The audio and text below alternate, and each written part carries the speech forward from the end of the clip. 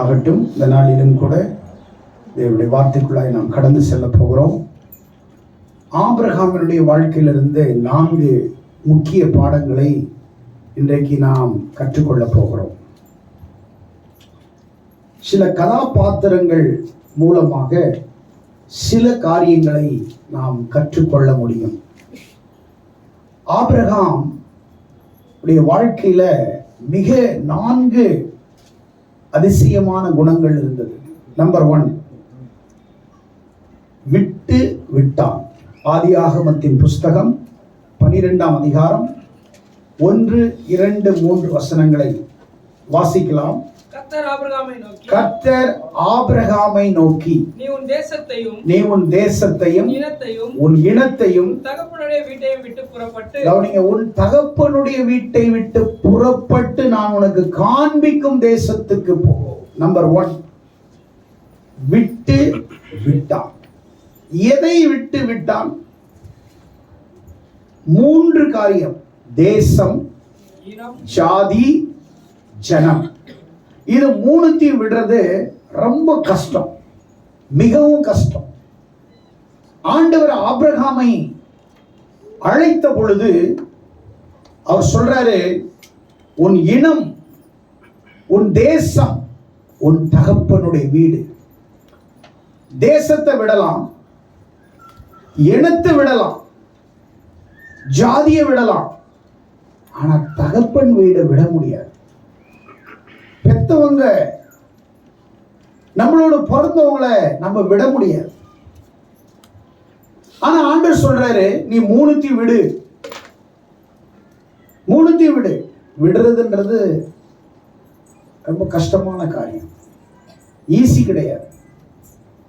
அப்ப ஆபிரகாமை ஆண்டவர் சொல்றாரு, நீ விட்டு புறப்பட்டு நான் உனக்கு காண்பிக்கும் தேசத்துக்கு நீ போ.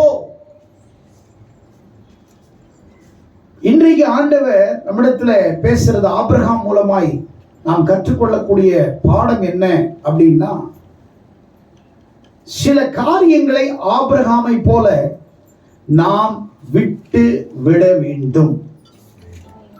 ஆபிரகாம் எதை விட்டான் என்றால் 3 காரியம் முக்கியம்: உன் தேசம், உன் இனம், உன் தகப்பனுடைய வீடு. ஏன் ஆண்டவர் அங்கே வச்சு அவனை ஆசீர்வதிக்க முடியாதா?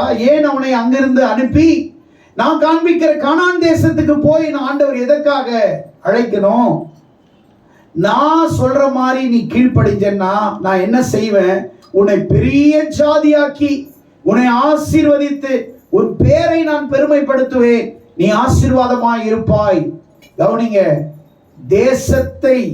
தேசத்துல இருக்கிற ஊரை விட்டவனுக்கு ஆண்டவர் ஆபிரகாம் ஒரு தேசத்தை கொடுத்தார், ஒரு நாட்டையே இலவசமாக பரிசாய் கொடுத்தார்.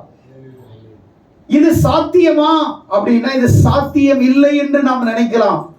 ஆனால் தேவனுக்கு அவர் இந்த பூமியில அவர் உண்டாக்கின, அவர் சிருஷ்டித்த எதையுமே அவர் நமக்காக கொடுப்பது அது லகுவாக, ஈஸியாக இருக்கிறது.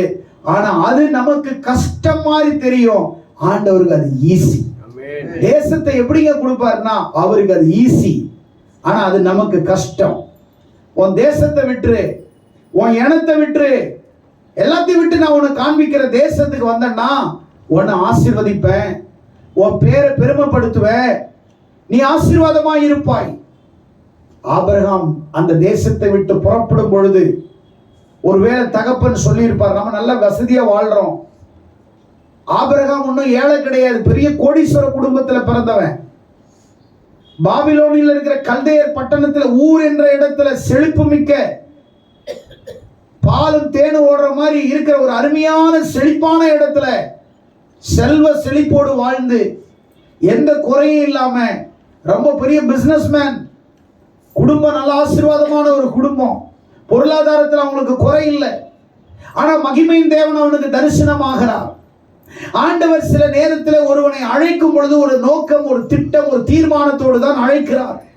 உன்னை ஆண்டவர் தெரிந்து கொள்ளவில்லை. உன்னை சும்மா சபையில கொண்டு வந்து ஆண்டவருடைய வசனத்தை ஞாயிற்றுக்கிழமை கேட்டுட்டு போனது இல்லை. உன்னை ஆண்டவர் தெரிந்து கொண்டதற்கு ஒரு நோக்கம் இருக்கிறது, ஒரு பர்பஸ் இருக்கிறது, ஒரு திட்டம் இருக்கிறது, ஒரு தீர்மானம் இருக்கிறது. உன்னை அழைக்கும் பொழுதே உன்னை குறித்து ஒரு ப்ராஜெக்ட் அவர் ரெடி பண்ணி தான் உன்னை அழைக்கிறாரு. உன்னை அழைச்சதுக்கு அப்புறம் உன்னை ஆசீர்வதிக்கிறவர் இல்லை. நீ அழைக்கிறதுக்கு முன்னையே உன்னை ஆண்டவர் உன் வாழ்க்கையில சில திட்டங்களை, சில தீர்மானங்களை, சில காரியங்களை உனக்காக ஆண்டவர் ஒரு பெரிய ப்ராஜெக்டை கர்த்தர் செய்து வைத்திருக்கிறார். அப்போ உன்னை ஆண்டவர் அழைப்பாரானால் நீ ஆண்டவருடைய அழைப்புக்கு நீ சாக்கு போக்கு சொல்லக்கூடாது. எதற்காக இதை சொல்லுகிறோம்? ஆபிரகாமுடைய வாழ்க்கையில எதற்காக நாம் இதை கற்றுக்கொள்ளுகிறோம் அப்படின்னு சொன்னா, ஆபிரகாம்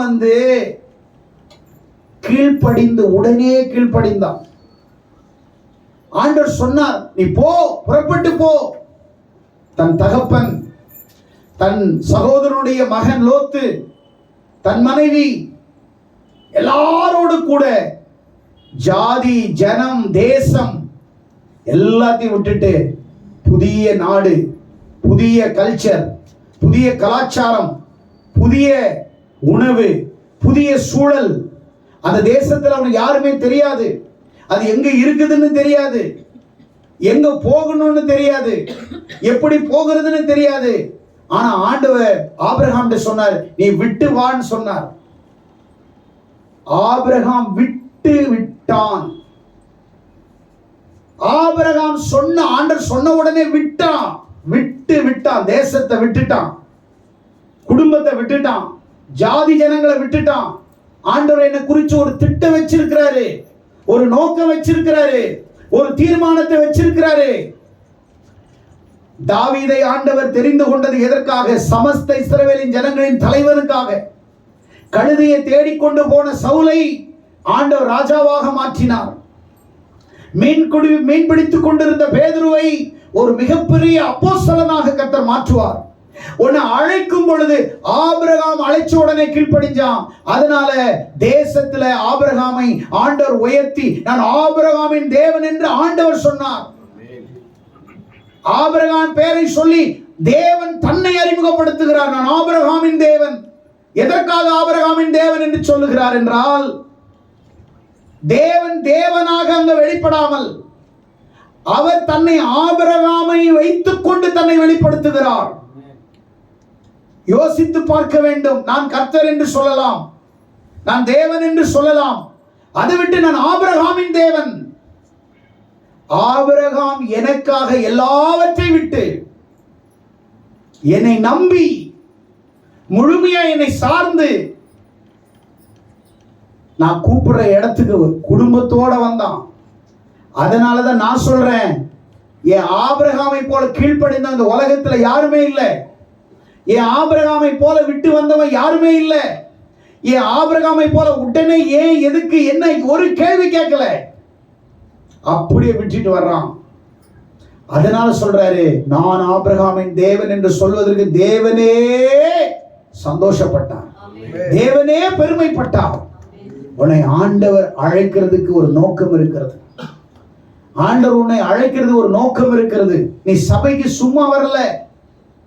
நீ எப்பவுமே உன்னை நீ நினைச்சுக்கணும், ஆண்டவர் என்னை சபையில ஒரு நோக்கம், என்னை ஆண்டவர் தெரிந்து கொண்டதுக்கு ஒரு நோக்கம், என்னோடு கர்த்தர் பேசுவதற்கு ஒரு நோக்கம், ஒரு திட்டம் எனக்கு ஆண்டவர் வைத்திருக்கிறார் என்று நீ விசுவாசிக்க வேண்டும், நீ நம்ப வேண்டும். அதில் நீ ரொம்ப கவனமாய் இருந்து ஆண்டவருடைய வார்த்தையை நீ கேட்கணும். ஆபிரகாம் எல்லாத்தையும் விட்டு வந்தான். விட்டு விடுவது ரொம்ப கஷ்டம். சிலவங்களாம் விட மாட்டாங்க. தேசத்தால தன்னை அறிமுகப்படுத்துறவங்க இருக்கிறாங்க. நான் யார் தெரியுமா? திருநெல்வேலி, நான் தூத்துக்குடி, நான் கன்னியாகுமரி, நம்மாளா அப்படின்றான். ஊரு பேரை சொல்லி ஊரை பெருமைப்படுத்துறவன் இருக்கிறான். ஜாதி பெருமைப்படுத்துறவன் இருக்கிறான். இன்னைக்கு எதையோ பெருமைப்படுத்துறான், எதையோ பேர் சொல்லி. ஆனா ஆண்டவர் நான் ஆபிரகாமின் தேவன் என்று சொல்லுவதிலே பெருமைப்பட்டான்.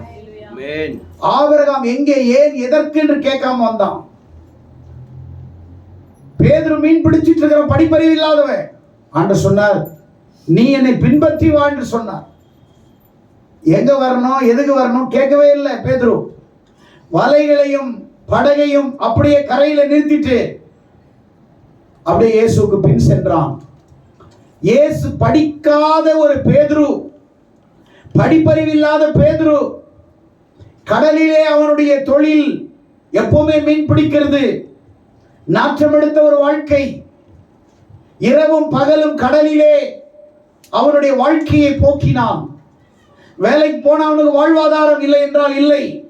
ஆனால் ஆண்டவர் பேதுருவை அழைத்த உடனே பேதுருவை என்ன ஆக்குறார்னா, பேதுருவை ஆண்டவர் தம்முடைய திட்டத்திற்காக அழைக்கிறார். தன்னுடைய தீர்மானத்திற்காக ஒரு சில ப்ராஜெக்ட் ஆண்டவர் வச்சிருக்கிறார். பேதுரு ஆண்டவர் கீழ்ப்படிஞ்சு வந்த உடனே ஏன் எங்க போறன்னு கேட்கல. இயேசுவோடு இருந்தான், இயேசுவோடு நடந்தான், இயேசுவோடு வாழ்ந்தான், ஊழியம் செய்தான். இயேசு மரித்த பிறகு பேதுருடைய ஊழியம் எப்படி இருந்துச்சு தெரியுமா? அவனுடைய நிழல் பட்டு செத்தவர்கள் உயிரோடு எழும்பினார்கள். பேதுருவின் நிழல் பட்டு அநேகர் உயிரோடு எழும்பினார்கள். அநேக வியாதிஸ்தர்கள் சுகமானார்கள். வாசலிலே சப்பானியாய் கிடந்த, அலங்கார வாசலிலே சப்பானியாய் நடக்க முடியாத ஒரு மனுஷன் இருந்தான். பிறப்பில் இருந்த அவன் சப்பானி. பேதுரு யோவானும் தேவாலயத்துக்குள் போறார்கள் 9ஆம் மணி நேரத்தில். பேதுருவை பார்த்து அந்த சப்பானி பிச்சை கேட்கிறான். அப்போஸ்தலர் 3ஆம் அதிகாரத்தில் இருக்கிறது. அவர்களை கண்டு அவன் பிச்சை கேட்டான். பேதுரு சொன்னார், என்னை நோக்கி பார், என்னிடத்திலே வெள்ளியும் இல்லை, என்னிடத்திலே பொன்னும் இல்லை, ஆனால் என்னிடத்தில் இருக்கிறதை உனக்கு தருகிறேன். அப்ப நான் என்ன சொல்றேன்னா, என்கிட்ட வெள்ளி இல்ல, நீ என்கிட்ட பார்த்து பிச்சை கேட்கிற. பிச்சை போடுறதுக்கு என்கிட்ட சேக்கல் இல்ல, என்கிட்ட வெள்ளி இல்ல, என்கிட்ட பொண்ணு கிடையாது, நான் எம்டி. என் பாக்கெட்ல எதுவுமே கிடையாது, என் பாக்கெட்ல காசு கிடையாது. ஆனால் என்னிடத்தில் ஒன்று இருக்கிறது, என்னிடத்தில் ஒன்று உள்ளது, அதை நான் உனக்கு தருகிறேன். என்ன இருந்துச்சு அவர்கிட்ட? நசரேயனாகிய இயேசுவின் நாமத்திலே நீ எழுந்து நட என்று அவன் கரங்களை பிடித்தான். சப்பானி எழுந்து நடக்க ஆரம்பிச்சான். அவனுக்குள்ள இயேசு இருந்தார், அவனுக்குள்ள இயேசுவின் வல்லமை இருந்தது, அவனுக்குள்ள இயேசுவின் அபிஷேகம் இருந்தது, அவனுக்குள்ள சுகமாக்குகிற வரம் இருந்தது, அவனுக்குள்ள குணமாக்குகிற வரம் இருந்தது. பேதுருவை ஆண்டவர் அழைத்த பொழுது சாதாரண மீன் பிடித்துக் கொண்டிருந்தவனுடைய வாழ்க்கை மாறுகிறது. ஒரு பெரிய திட்டத்தை ஆண்டவர் வைத்திருக்கிறார். கீழ்ப்படிந்து கர்த்தருக்கு பின் செல்லுகிறவர்களை குறித்து ஆண்டவர் பெரிய மெகா பிளான வச்சிருக்கிறார். உனக்கு தெரியாது, நிறைய பேர் கீழ்ப்படியாததினாலே இன்றைய வரைக்கும் அவர்களை கொண்டு கர்த்தர் எதையும் செய்யவும் முடியவில்லை. இல்லை, அவர்கள் கர்த்தரின் நாமத்தினால் எதையும் செய்ய முடியவில்லை. ஆனால் கர்த்தர் உன்னை அழைத்து நீ கீழ்ப்படிந்து அவருடைய வார்த்தைக்கு செவி கொடுத்து நீ உண்மையாயிருப்பாயானால் உன்னை கொண்டு கர்த்தர் தமது பணியை, தமது வேலையை, தமது பிரசன்னத்தை, தம்முடைய வல்லமையை, தம்முடைய வரத்தை உனக்கு கொடுத்து அநேகருக்கு உன்னை நற்காந்தமாய் கர்த்தர் பயன்படுத்துவார். அநேகருக்கு உன்னை நற்காந்தகமாய் பயன்படுத்துவார். அநேகரை உன்னை கொண்டு ஆண்டவர் அற்புதங்களாக அதிசயமாய் உன்னை ஆண்டவர் நடத்துவார். எத்தனை பேர் சுவாசிக்கிறீங்க? எத்தனை பேர் சுவாசிக்கிறீங்க? ஆண்டவர் ஒருவனை அழைத்தால், கீழ்ப்படிந்தால், கர்த்தர் அவனுக்கு வச்சிருக்கிற திட்டமோ தீர்மானமோ கீழ்ப்படிஞ்சு ஆண்டவரினை உண்மையா இருக்கும் பொழுதுதான் உன்னை குறித்ததான திட்டத்தையும் தீர்மானத்தையும் உன் கண்கள் பார்க்க முடியும், உன் வாழ்க்கையில் அனுபவிக்க முடியும். ஆபிரகாம் அப்படிதான் வாழ்ந்தான். விட்டு விட்டான், ஜாதியை விட்டான், தேசத்தை விட்டான், தகப்பன் குடும்பத்தை விட்டான், இளஜன பந்துக்களை விட்டான், உறவுகளை விட்டான், நண்பர்களை விட்டான், எல்லாத்தையும் விட்டான். விடுவது மிக கஷ்டம், ஈஸி இல்ல, சுலபம் அல்ல. ஆனால் ஆபிரகாம் தன் தகப்பனையும் தன் மனைவி சகோதரனை அழைத்து கொண்டு தன் குடும்பத்தை அப்படியே விட்டுட்டு ஆண்டவரோட கூட வர்றான். விட்டு விலகினான், எல்லாத்தையும் விட்டுட்டான், விட்டுட்டு வந்தான். இரண்டாவது ஆதியாகமம் 13ஆம் அதிகாரம் 8 10 வசனம். இரண்டாவது அவனுக்குள்ள இருந்த குட் குவாலிட்டி, விட்டு கொடுத்தான். ஃபர்ஸ்ட் என்ன செஞ்சான்? விட்டு விட்டான். இரண்டாவது விட்டு கொடுத்தான்.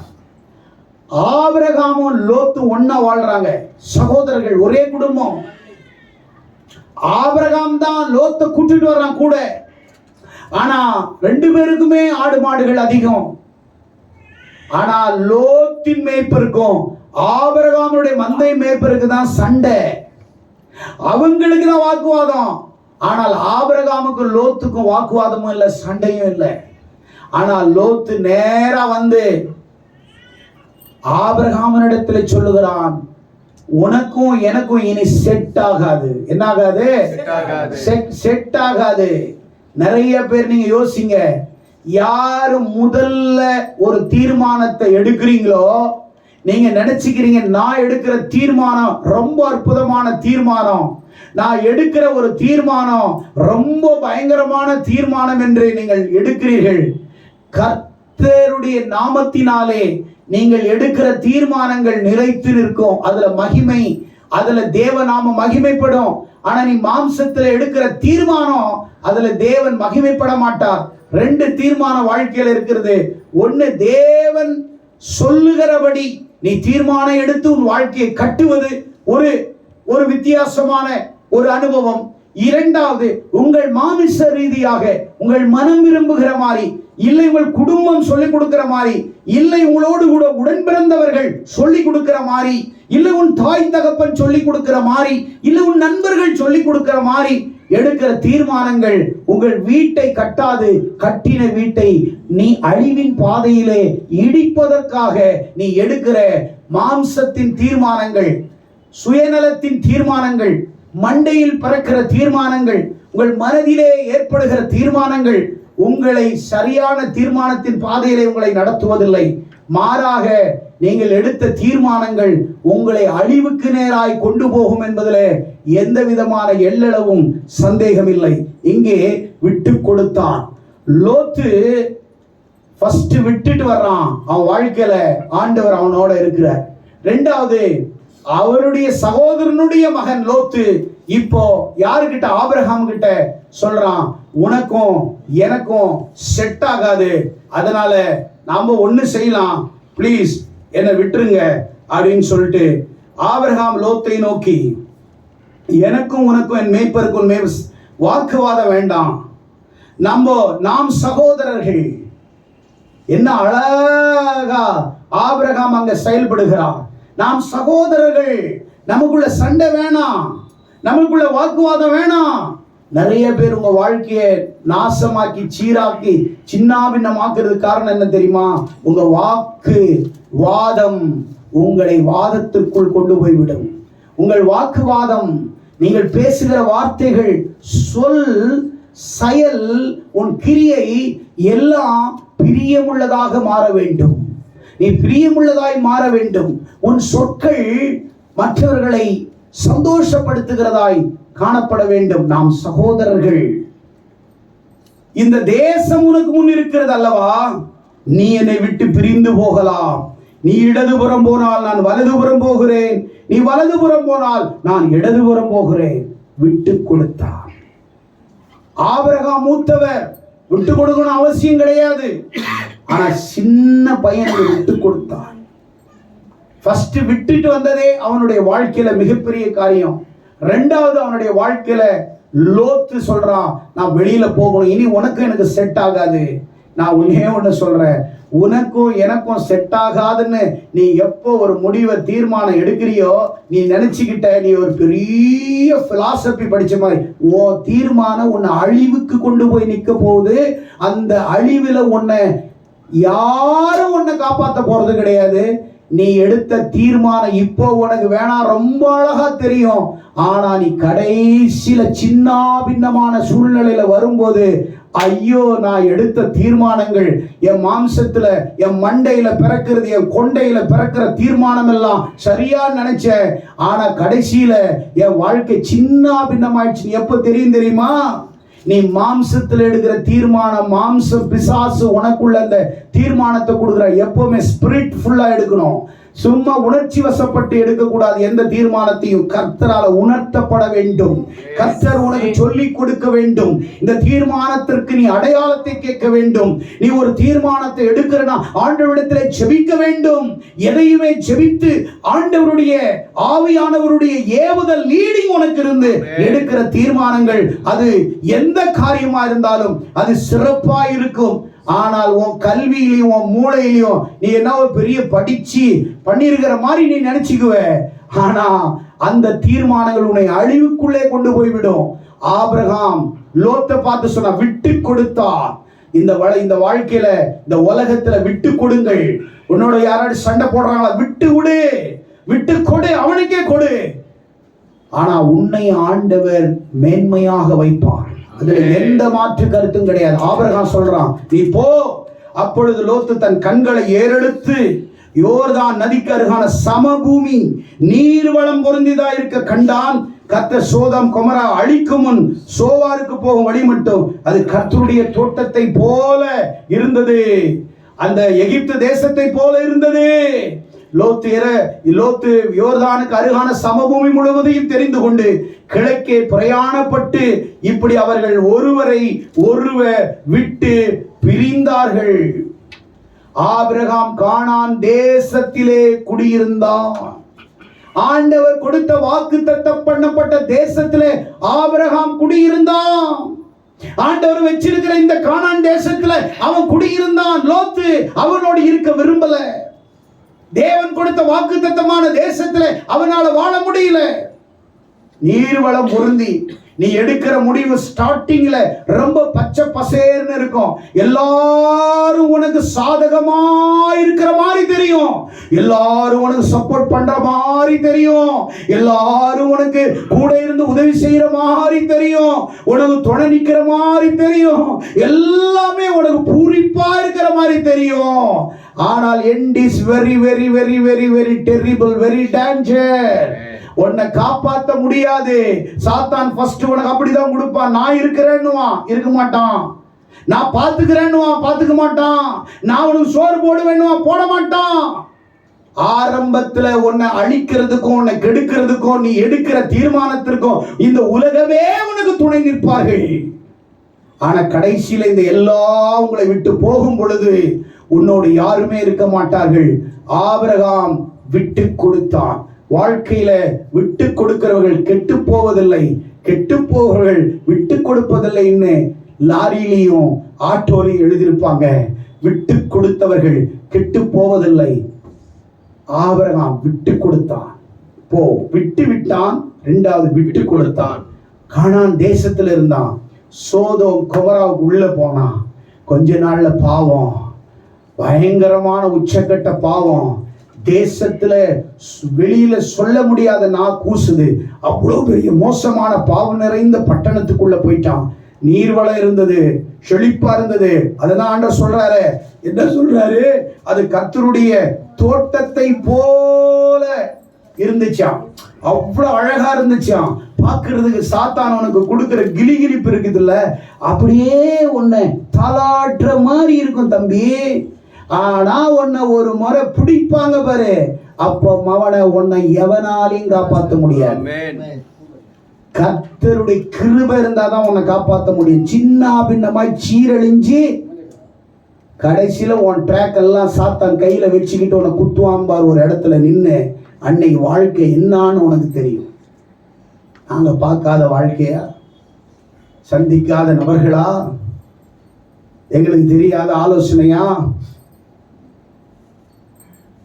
நாங்க பார்த்தாவே ஸ்கேன் பண்ற ஆளுங்க. நாங்க தெரியாதுன்னு நினைச்சுக்கிறீங்க. நீங்க தெரியாத மாதிரி தான் இருப்போம். ஏன்னா உனக்கு தெரிஞ்ச மாதிரி நடிக்கும் போது நாங்க விட்டுருணும். போ, ஆக்சிடென்ட் ஆகும், வண்டி பஞ்சர் ஆகும், அதை நான் கவலைப்படுறது கிடையாது. ஆண்டவர் அப்படிதான். லோத்தை நிறுத்திருக்கலாம், போ, விட்டார் ஆண்டவர், விட்டுட்டார். ஆனால் ஆபிரகாம் விட்டு கொடுத்தான். அவன் கெட்டு போகவில்லை. ஆனால் லோத்து ஆபிரகாமை விட்டு போனோடனே சோதோம் கொமரா வானத்திலிருந்து அக்னி எரியுது. கடைசியில பொண்டாட்டி இழந்தான். கடைசியில தன் 2 பிள்ளைகளோட தவறாக உடலுறவு கொண்டு பிறந்த 2 இது மோவாப், அம்மோன். அம்மோன் என்ற இந்த 2 கோத்திரம், அசுத்தமான கோத்திரம். ஆபிரகாமுக்கு பேரு கடைசி வரைக்கும் பயணிக்குது. லோத்துக்கு 13ஆம் அதிகாரத்துல வந்து 14ஓட க்ளோஸ், ஃபைல் க்ளோஸ், தூக்கி வச்சிரு. இது அவ்வளவுதான் ரெக்கார்ட்ஸ். ஆபிரகாமுக்கு ரெக்கார்ட்ஸ் எபிரேயர் வரைக்கும் தாண்டுது. புதிய பழைய ஏற்பாட்டுல ஆரம்பித்த ஆபிரகாம் புதிய ஏற்பாட்டுல வரைக்கும் டிராவல் ஆயிட்டு இருக்கிறாரு. இன்னைக்கு வரைக்கும் டிராவல் ஆயிட்டு இருக்கிறாரு. ஃபைல் இன்னும் ஓப்பனா இருக்குது. அவரது கட்டி சிம்னில எரிச்சிட்டாங்க, ஆனா இவரது இன்னும் ஓப்பனா இருக்குது. இன்னும் ஃபைல், அவருடைய கோப்புகள் இன்னும் இருக்குது. ஆண்டவர் வச்சிருக்கிறாரு. ரெக்கார்ட்ஸ் அழிக்கல. அவன் தன்னையே அழிச்சுக்கிட்டான். தான் ரெக்கார்டை தானே கொளுத்திக்கிட்டான். லோத்து விட்டு கொடுத்தான். விட்டு கொடுக்கிறது ஃபர்ஸ்ட். ஆபிரகாம் விட்டு வர்றது கஷ்டம், விட்டு கொடுக்கிறது அதோட கஷ்டம். ஒருத்தவங்களை விட்டு கொடுக்கிறது அதோட கஷ்டம். 2 பசங்க, 2 சின்ன பசங்க. அப்பா கார் ஓட்டும் போது சின்னவன் போய் முன்னாடி சீட்ல உட்காந்துக்குவான். டேய், வரும்போது நீ உட்காந்து, போகும்போது நான் உட்கார்றேன் டேடி கூட. அதெல்லாம் முடியாது, நான் தான் வருவேன். விட்டு கொடுக்க மாட்டான். சீட்டை விட்டு தர மாட்டான். சீட்டை விட்டு கொடுக்க மாட்டான். படுக்கிறதுல நான் தான் அம்மா பக்கத்துல படுப்பேன். விட்டு கொடுக்க மாட்டேங்கிறான்.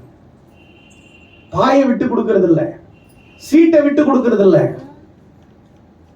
ஆனா அவன் ஃபர்ஸ்ட் ஆபிரகாம் விட்டு கொடுத்தான். பாப்பா சந்தோஷமா இல்ல, மனவேதனையோட. ஆண்டவர் சொன்னார், என்ன தெரியுமா சொன்னாரு? ஆபிரகாம் அவன் போன பிறகு சொல்றாரு, எப்பா ஆபிரகாம், இப்ப நீ பாரு, என்ன நீ பாக்குறன்னா, நீ பார்க்கிற பூமி எல்லாம் 4 பக்கம் திரும்பி பாருன்ற.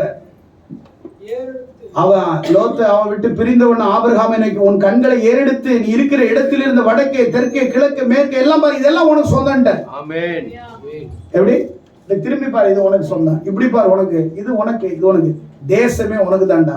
4 மூலையும் உனக்கு, வடக்கு கிழக்கு மேற்கு தெற்கு. இங்கிருந்து பெயர்செபாவில் இருந்து தான் வரைக்கும் உள்ள நிலங்கள், எல்லைகள் ஆபிரகாம் உனக்கும் உன் சந்ததிக்கும் வெச்சுக்கோடு கிஃப்ட் பண்ணிட்டான். அதுல லோத்து வரல. ஆனா டேக் டைம். உன்னை ஆசீர்வதிக்கிறதுக்கு டேக் டைம். பட் வெயிட் பண்ணணும். முந்திரி கொட்டை மாதிரி அவசரப்படக்கூடாது. Wait and see. God is good. Wait பண்ணி பார், ஆண்டவர் நல்லவர், உனக்கு என்ன செய்ய போறார்ன்றத பார். விட்டு கொடுக்கிறது. நிறைய பேரு போய் செழிப்பா இருக்குதுன்னு போனாங்க. இப்ப புல்லு கிடைக்கல. என்ன கிடைக்கல? புல்லு கிடைக்கல. செழிப்பு என்ன ஆயிடுச்சு? வறட்சியா மாறிடுச்சு. தண்ணி இல்ல, சாப்பாடு இல்ல, கனம் இல்ல. உன்னை மேலையும் கீழையும் பாக்குறவங்க, அப்படியா உன் வாழ்க்கை அப்படியான்றாங்க. முடிஞ்சிச்சியா? புல்லு இல்ல, சாப்பாடு இல்ல. நீயா பீத்திக்கிட்டு போய் முன்னாடி நிக்கிற. உன்னை மனதளவுல உன்னை யாரும் ஏத்துக்கல தம்பி, ஏத்துக்கல தங்கச்சி, ஏத்துக்கிட்ட தாயே. உங்ககிட்ட உதட்டுல ஒண்ணு பேசுறாங்க, உள்ளத்துல இவ இருக்கிறாள, இவ யார் தெரியுமா? இவ எப்படிப்பட்டவ தெரியுமா? சேர்ந்துராத, கிட்டு போயிடுவ. ஓடுகாளி, ஓடுகாளி, இவ கூட சேர்ந்துராத. இவங்கள கடவுளுக்கு விரோதமான சந்ததி.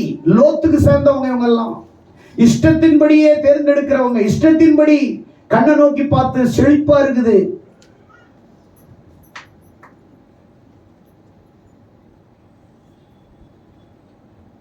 ஆண்டவர் என்னுடைய வாழ்க்கையில ஊழியத்துக்கு அழைச்சதுல இருந்து இது வரைக்கும் விட்டுட்டு வந்ததை திரும்பி பார்க்கல. விட்டு கொடுத்ததை திருப்பி கொடுன்னு கேட்கல. கர்த்தரே எனக்கு சொத்தும் சுகமாய் இருக்கிறார், பங்கும் பாத்திரமா இருக்கிறார். அவரே எனக்கு எல்லாமா இருக்கிறார். என் சொத்தே இயேசுதான். எனக்கு ஒண்ணும் ஜாதி ஜனம் இல்லை, எனக்கு இயேசுதான். இயேசுதான் என் வாழ்க்கையினுடைய அஸ்திவாரம். அவர்தான் என் சுகமும் என் சொத்துமாய் இருக்கிறார். என்னை சுகமாய் வைத்திருக்கிறார். நாளைக்கு நான் மரித்தால் கூட மகிழ்ச்சியோடு மரிப்பதற்கு நான் மகிழ்ச்சியா இருக்கிறேன். எனக்கு தெரியும் நான் கடந்து வந்த பாதை. லோத்து விட்டு கொடுத்தான். ஆபிரகாம் விட்டு கொடுத்தான். ரொம்ப கஷ்டம். மூணாவது விட்டு விலக்கினான். ஆபிரகாம் என்ன பண்ணா? மூணாவது விட்டு விலக்கினான். எதை? ஆகாரையும் அவனுடைய மகன் இஸ்மவேலையும் ஆபிரகாம் விட்டு விலக்குறான். யார் ஆகார்? ஆபிரகாமுடைய வீட்டுல வேலை செய்யற பணிப்பெண். சில பொம்பளைங்களாலதான் பிரச்சனை. பொம்பளைங்க இருக்கிறாங்களே, அம்மா சும்மா இருக்கிறவன மண்டை உடைச்சு கட்டு போட்டு உட்கார வச்சிருவாளுங்க. வாய் ரொம்ப பெருசு.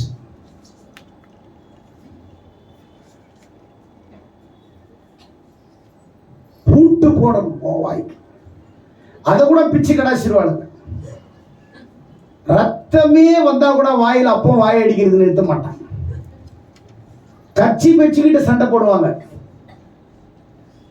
இப்ப இங்க லோத்து போனதுனால வாழ்க்கை போயிடுச்சு. இங்க விட்டு விலக்கணும். யார?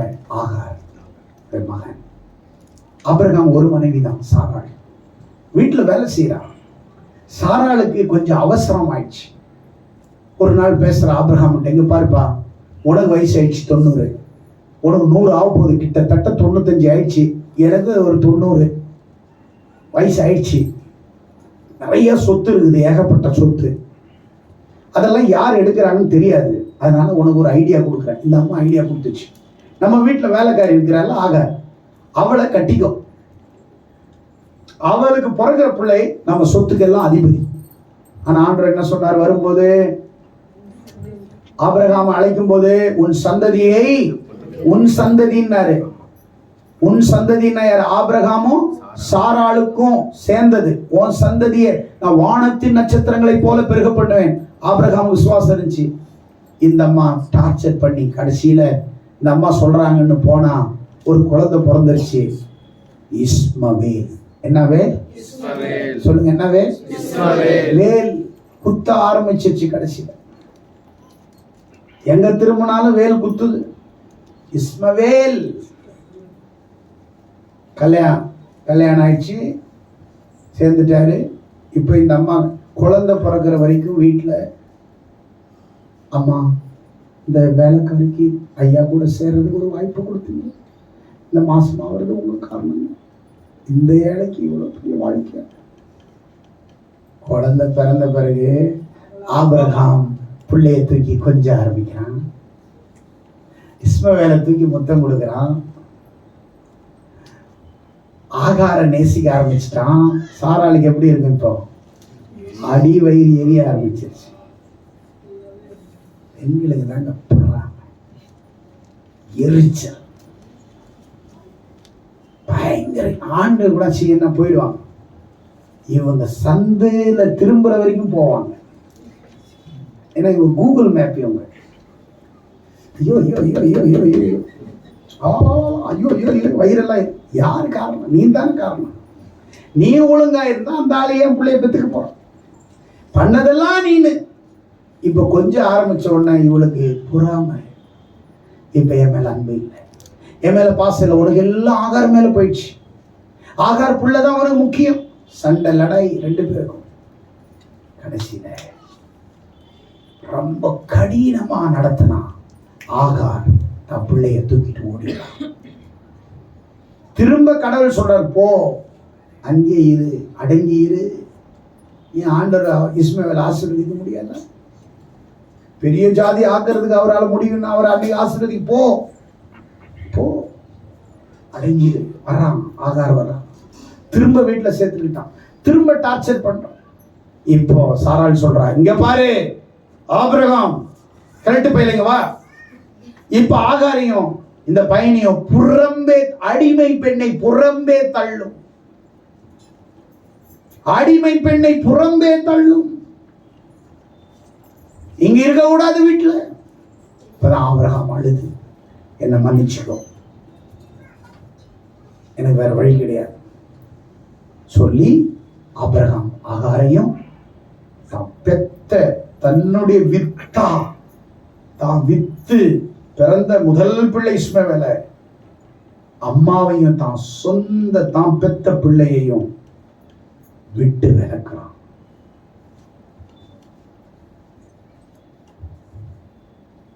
விட்டு விடுறது கஷ்டம், விட்டு கொடுக்கிறது அதோட கஷ்டம், விட்டு விலக்கிறது அதை காட்டிலும் கஷ்டம்.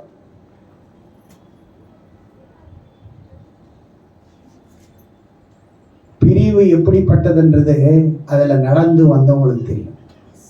பிரிவினுடைய வலி வேதனை என்னன்னு தெரியும். யோசிச்சு பார்க்கணும், யோசிச்சு பார்க்கணும். சும்மா பைபிள் வசனத்தை எடுத்துக்கிட்டு வாக்குத்தத்தன்னு ஆடக்கூடாது. வாக்குத்தத்தம் 40 வருஷம் இல்ல 50,000 வாக்குத்தத்தம் கொடுத்தாலும் சனியை நீ அப்படிதான் இருக்க போற. அதுல எந்த மாற்று கருத்தும் கிடையாது. நீ வாக்குத்தத்தம் அலையாத, ஆண்டவருக்காக வாழ்றதுக்காக. ஆகாரையும் மகனையும் விட்டு விலக்குறான். கஷ்டம். பெத்த மகனை வேணான்னு சொல்லி நீ போயிடுன்னா அந்த ஆபிரகாமுக்கு எவ்வளவு மனவேதனை, எவ்வளவு அழுகை இருக்கும். பொண்டாட்டிக்கு பிறந்தா என்ன, ஒப்பாட்டிக்கு பிறந்தா என்ன, புள்ளதான். புள்ளதான். புள்ள தப்பு செய்யல, செஞ்சது இந்த கேள்வி சாராள். பிரச்சனை ஒழுங்கா இருந்தவனா இவன் கூட சேரு, அவன் கூட இரு, உனக்கு புள்ள பிறக்கும் சொன்னது அது. பிறந்த பிறகு அவளால் ஏத்துக்க முடியல. பெத்த மனம் பித்து, பிள்ளை மனம் கல்லு, அப்படிதான் இருக்கும். அனுப்புனப்போ நான் அந்த காட்சியை, கோர காட்சியை விவரிக்க முடியல. ஆபிரகாம் எவ்வளோ அழுதுருப்பான். அவர் வந்து வீட்டில் படுத்து அழுதுருப்பாரு. சாராள் சொல்லியிருப்பா, வா சாப்பிட. சாப்பாடு வேணாம் எனக்கு. என்ன அவளையே நினைச்சிட்டு இருக்கிறியா?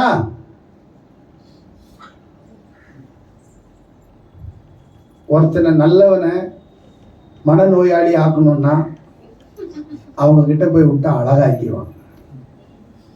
மனநோயாளிய அவங்க கிட்ட விட்டு அழகாக்கணும்னா அதையும் அழகாக்கிடுவாங்க. அவங்க கிட்ட அவ்வளோ பவர் இருக்குது. மனநோயாளிய அழகாவும் ஆக்கலாம், அழகா இருக்கிறவனை மனநோயாளியும் ஆக்கலாம். ரெண்டுமே அவங்க கிட்ட இருக்குது. உச்சு உச்சு உச்சு உச்சு உச்சு உச்சுன்னா நீ உச்சாதான் போக முடியும்.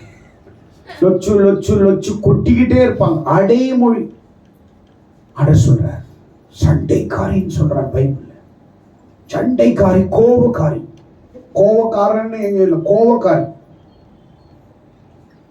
கோவக்காய் பழம் சாப்பிடணும். நீங்க எல்லாம் கோபம் குறைக்கிறது. கோபம் யாருக்கு? ஆண்களுக்கு கோவம் வந்துச்சுன்னா ஒரே மாதிரி தான் நடப்பாங்க, சண்டை போட்டு. பெண்களுக்கு கோவம் வந்து நடக்கிறத பார்க்கும்போது டுடுக்கு அதுகளுக்கே தெரியாது எப்படி நடக்கிறோன்னு. என்ன மாதிரி நட வரும். சாப்பாடு அங்க கோவத்தோட சமையல் ரூமுக்கு போனாவே நடையே வேற மாதிரி இருக்கும். துணிக்காய வைக்கும்போது வேற மாதிரி, அது நடையே வேற மாதிரி இருக்கும். அந்த சண்டை போடும்போது பார்க்கணும், குலுக்கி குலுக்கி நடக்கிறது, குலுக்கி குலுக்கி காட்டுறது. உங்க அம்மா அப்படி, உங்க அப்பா இப்படி குலுக்குறது போட்டு. ஆனா ஆம்பளை இப்படி எல்லாம் குலுக்க மாட்டாங்க. முடிஞ்சா 2 அடி அடிச்சிருவான். கரெக்டா இல்லையா? அந்த ஆளு வெளியில ஓடலான்னா இவ கொள்ள பக்கமா வந்து முன்னாடி நின்னுடும். எங்க போற? உள்ள போ, உள்ள போ. கொள்ள பக்கமா குதிச்சு போலான்னாலும் விட மாட்டான். சாராள் அப்படிதான் டார்ச்சர் பண்ணிருப்பா. ஆபிரகாம் சாராள் டார்ச்சர் பண்ணிருப்பான். என்னாச்சு? இஸ்மவேல் ஞாபகத்தில் இருக்கிறானோ? இல்ல, அதெல்லாம் ஒண்ணும் இல்லை. ஏன் சாப்பிடல? உடம்பு சரியில்லை. உடம்பு சரியில்லையா? சரி சரி. விட்டு விலக்கிறது ரொம்ப கஷ்டம், ரொம்ப கஷ்டம்.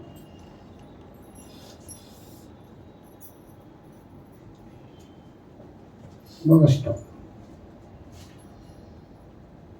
4வது, விலை கிரயமாய் தந்தார் ஈசாக்கு. ஃபர்ஸ்ட் என்ன பார்த்தோம்? விட்டு விட்டான். அடுத்தது விட்டு கொடுத்தான், விட்டு விலக்கினான். மூணாவது நாலாவது விலை கிரயமாகி சாப்பிட்டார். இது இதோட கொடுமையும் கொடுமைங்க. ஆபிரகாமுடைய வாழ்க்கையில, ஒரு பரிசுத்தவானுடைய வாழ்க்கையில, ஐயோ நம்ம பரிசுத்தவான் வாழ்க்கையில எல்லாம் ஒரு உபத்திரமே வராது.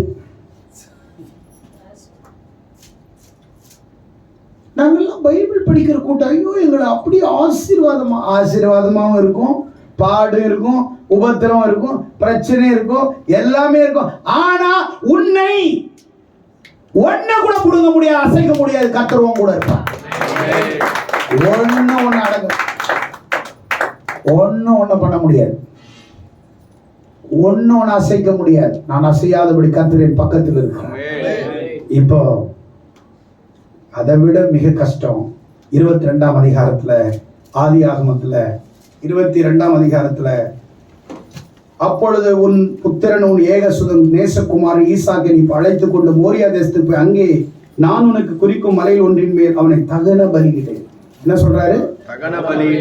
எனக்கு பலி செலுத்து. ஆபிரகாம் வீட்டு தேசத்தை விட்டு வந்ததே எவ்வளவு பெரிய கஷ்டம். லோத்தை விட்டது மூணாவது. தான் சொந்த மகன், தான் பெத்த பிள்ளை, தான் மனைவிய தொட்டது தான், பெத்தது தான். ஆனா ஆபிரகாம் தெரியும். நிறைய பேர் நினைச்சுக்குவாங்க அப்பாவுக்கெல்லாம் என்ன இல்லை, பாசம் இல்லாதனாலதான் நீ படிச்ச, நீ பாசம் இல்லாதனாலதான் வடிக்கிற, நீ பாசம் இல்லாதனாலதான் இந்த நிலைமைக்கு இருக்கிற. ஒண்ணுமே செய்யாது, எதுவுமே செய்யல அப்பா உனக்கு. உங்க அப்பா என்ன செஞ்சார்? உங்க அப்பா என்ன பண்ணார்? நாங்க ஒண்ணுமே பண்ணல. காணா பிடிச்சிருச்சு, உனக்கு சாப்பாடு அப்படியே மாடியில இருந்து கொட்டிச்சு, பருப்பெல்லாம் கொட்டிச்சு, ரசமெல்லாம் வந்துச்சு, நாங்கெல்லாம் ஒண்ணுமே பண்ணல. ஒரு யூடியூப் பார்த்தேன். சீனா தேசத்துல பள்ளிக்கூடத்துல படிக்கிற பசங்க,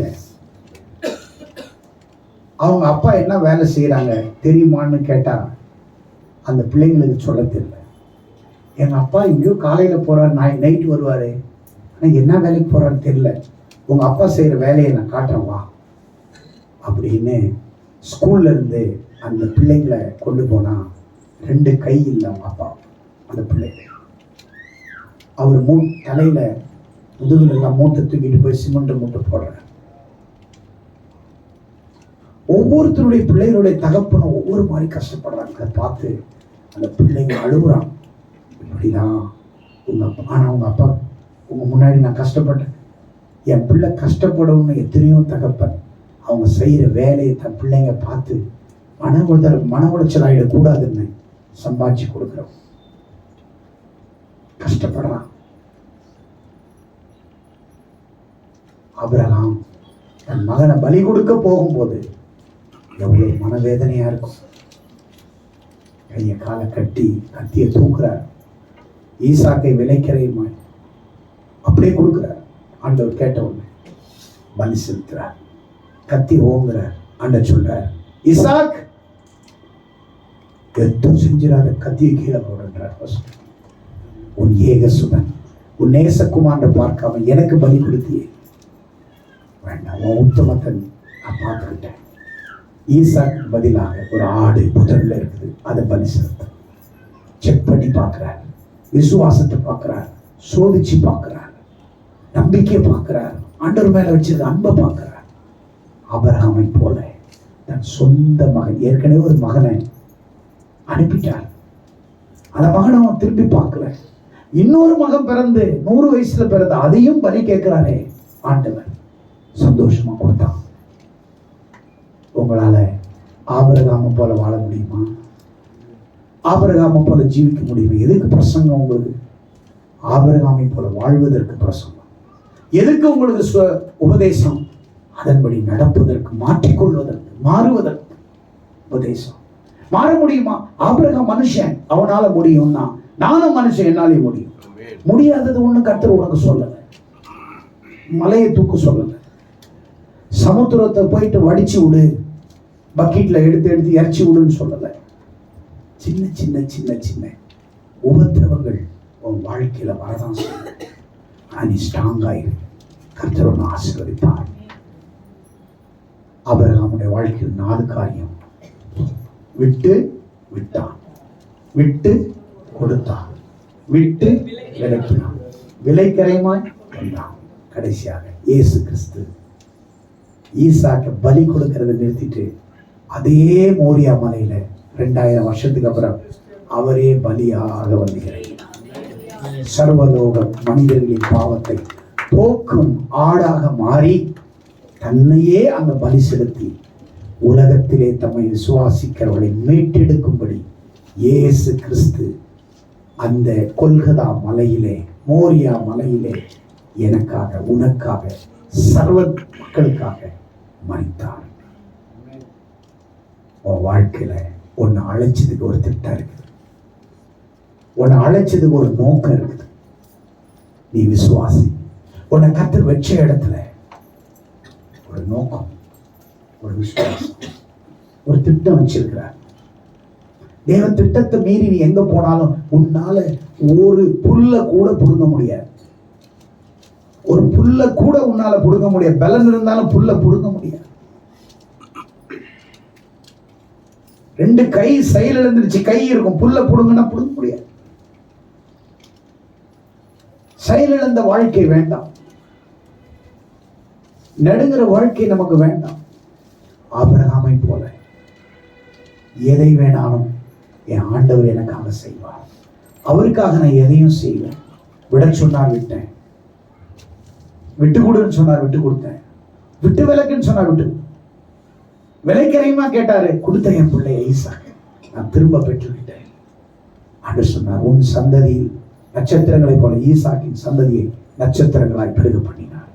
இன்னைக்கு உன்னுடைய வாழ்க்கையில ஆண்டவர் ஆபிரகாமை போல நீ சபைக்கு வந்து தேவைக்காக வராத, இயேசு எனக்கு தேவைன்னு வா. ஏதோ சுகத்துக்காக வராத, நான் சுகமா வாழணும்னு வா. ஏதோ விடுதலைக்காக வராத, நான் விடுதலையா வாழணும்ன்றதுக்காக வா. ஏதோ அப்பப்போ எனக்கு ஒரு சந்தோஷத்துக்காக வராத, மகிழ்ச்சியின் வாழ்க்கை வாழ்வதற்காக சபைக்கு வா. ஏதோ இன்னைக்கு கேட்ட பிரசங்கம் எனக்கு போதும்னு நினைச்சுக்காத, டெய்லி எனக்கு பிரசங்கம் வேணும். நான் வாழ்வதற்கு, இந்த உலகத்தில் வெற்றி உள்ள வாழ்க்கை வாழ்வதற்கு எனக்கு உபதேசம் வேணும். அலங்கோலமாய் இருந்த உன்னை அழகாக்கினார். அசிங்கமாய் இருந்த உன்னை ஆறுதல் படுத்தி சிங்காரித்து சிங்காசனத்தில் அமரச் செய்தார். ஆபிரகாமை போல உன் வாழ்க்கையில ஒப்புக்கொடு. கர்த்தர் உன்னை மேன்மைப்படுத்துவார். உன்னை ஏற்ற காலத்தில் உயர்த்துவார். உயர்ந்த அடக்கலத்திலே வைப்பார். எத்தனை பேர் விசுவாசிக்கிறீங்க? கர்த்தர் இந்த செய்தியின் மூலம் உங்களை ஒவ்வொருவரையும் ஆசீர்வதிப்பாராக. God bless you.